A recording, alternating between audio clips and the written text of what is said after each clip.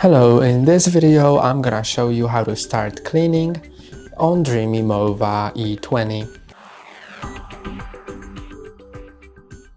You can do it either from the app or by clicking on the start button on the robot. So to start without the app, just click on this button. Start mapping. And click on it again to pause. And that's how you start cleaning with the app. To return to its dock, click on this button. Return to the dock to charge. And it will automatically return to the dock. And now I'm gonna show you how to do it from the app. Open the app, Charging.